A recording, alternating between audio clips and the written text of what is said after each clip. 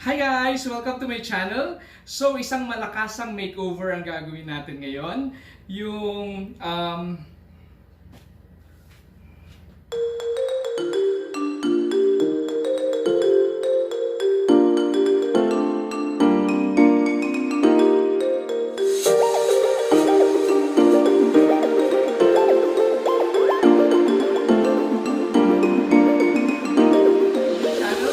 malakasang makeover ang gagawin natin ngayon. Yung sliding door ko, gagawin kong faux French door. So, let's start! Actually, naghahanap ako ng paint. Kasi bala kong i-paint tong part na to, yung frame niya. Kaso lang wala akong mahanap na paint for the glass. Kaya ang gagawin ko na lang, bumili ako ng wallpaper. Nalagyan ko na lang sila ng wallpaper dun sa glass at dun sa border. I have two wallpapers here. Yung isa may wood design, yung isa medyo plain pero meron siyang texture. So ang gagamitin ko na lang is yung medyo plain. Yung wood design na wallpaper, actually may paggagamitan ako sa kanya in the future. So, ang first step natin, syempre kailangan natin linisin yung glass at yung frame ng sliding door para mag-adhere yung sticker ng wallpapers. Okay? So let's start!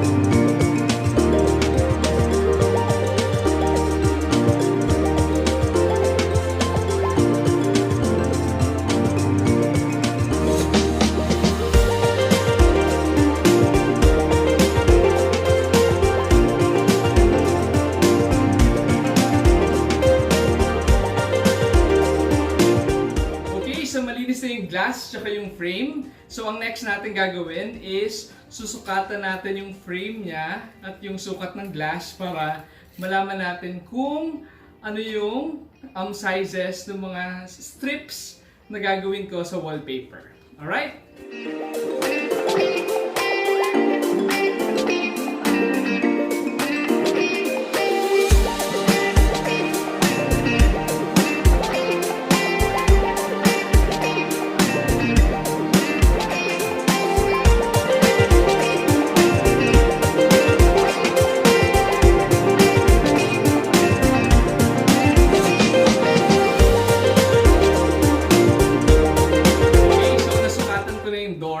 Ang next natin gagawin is ika-cut na natin yung wallpaper according sa mga sinukat ko kanina. Okay?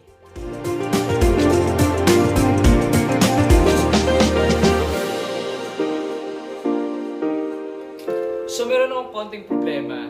So kahit bago yung cutter ko and bago yung blade, kapag kinut ko yung paper, sumasama yung paper sa cutter. So, humihiwalay siya dun sa mismong wallpaper. Pero pag tinignan ko naman, medyo straight naman yung pagka-cut sa wallpaper. Kaya, sana umokay siya. Ang worry ko lang, baka hindi dumikit yung side masyado dun sa frames. But, I think okay naman kasi konti lang naman yung medyo humiwalay na paper dun sa wallpaper. So, ayun, tuloy lang natin.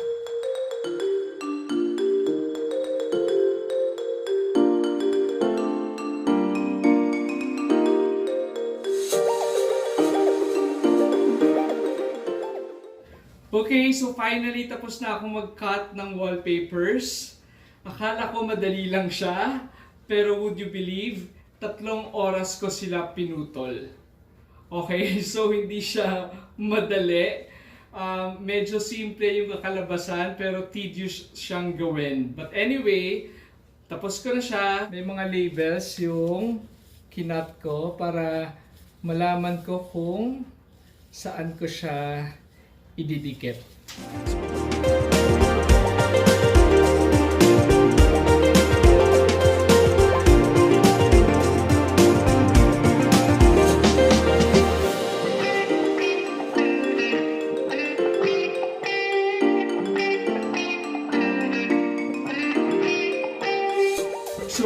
Kakatapos ko lang sa top frame. Hindi siya madali gawin. Mahirap. So, anyways, tuloy lang natin.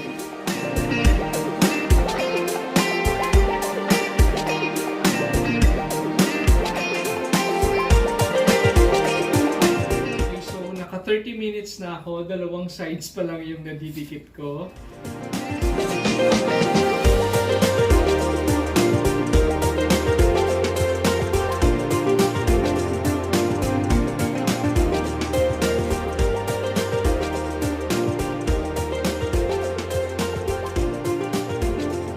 Madali, hindi siya simple, nakakapagod, pero tuloy natin to.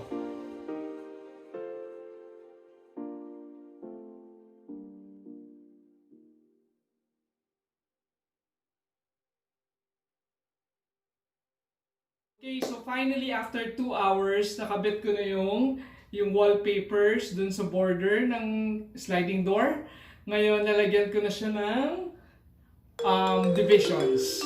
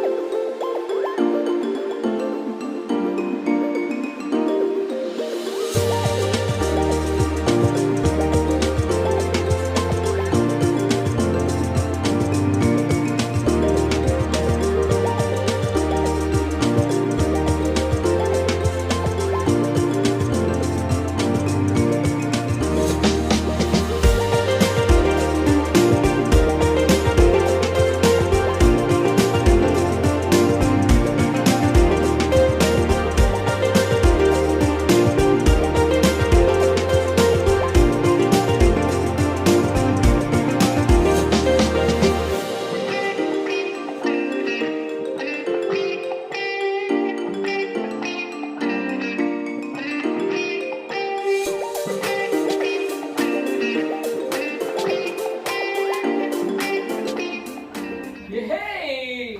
So finally, after 6 hours, actually almost 7 hours, ito na yung kinalabasan ng French door natin. Medyo mahirap siyang gawin but fulfilling kasi ito yung gusto kong kalabasan niya. But actually, hindi pa siya tapos. Ang natapos ko lang is tong side na to, but yung kabilang sides, dun sa loob, hindi ko pa siya nagawa.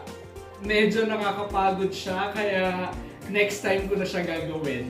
Alright, so again, here's our faux French door.